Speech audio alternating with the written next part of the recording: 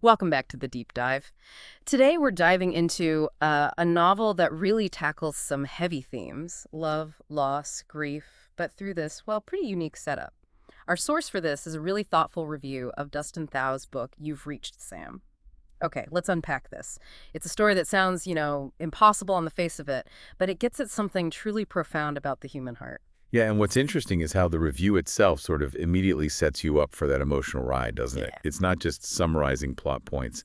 It's hinting at the depth of feeling and the themes the book explores. It really signals the journey ahead. Absolutely. So the story revolves around Julie. She's 17, and her whole life, her future seemed perfectly clear. College, dreams, all tied up with her boyfriend, Sam. Then, just like that, a car accident. Sam dies. And her world just shatters. The book throws you right into that raw aftermath, her first instinct: denial. Pure, desperate denial. She skips the funeral, deletes his photos, his messages, trying to basically silence the world, erase him to stop the pain. But then, here's where it gets really interesting. In this moment of just utter desperation, she dials Sam's old phone number, and he picks up.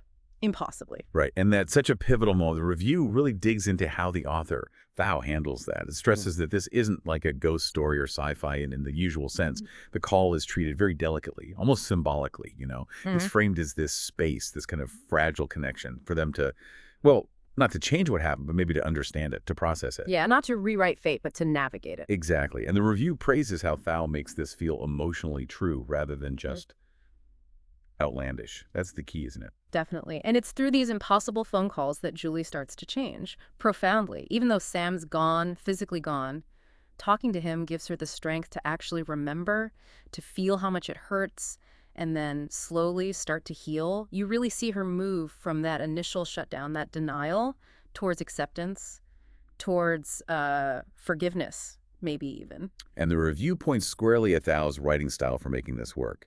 It calls it introspective, lyrical, and filled with emotion. It suggests he doesn't just tell you about grief.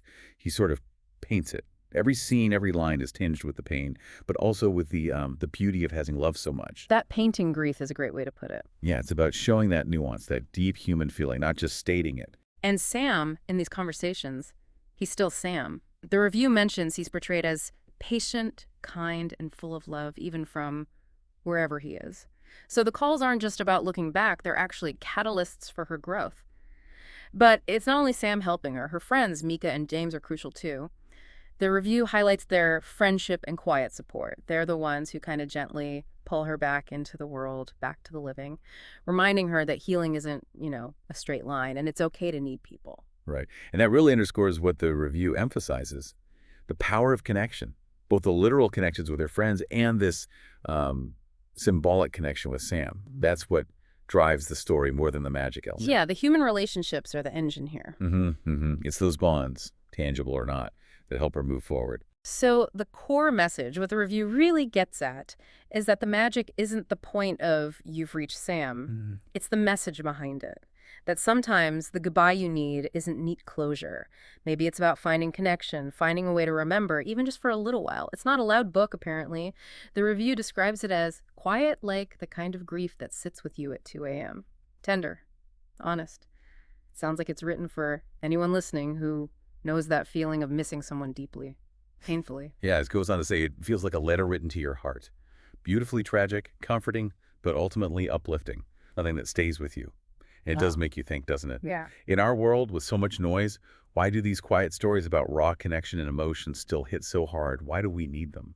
It's a great question. So wrapping up our deep dive here, You've Reached, Sam, based on this review, offers this really unique, deeply affecting angle on grief and how love endures.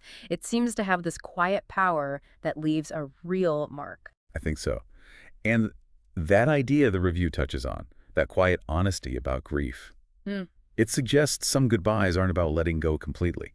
Maybe they're about finding different ways to hold on, to remember, to stay connected to the people who shaped us. Definitely food for thought. And maybe for you, listening, if you've ever wished for just one more conversation, one more moment, this deep dive shows how a story can explore that longing, that comfort. It makes you ask yourself, what does closure really mean to you anyway?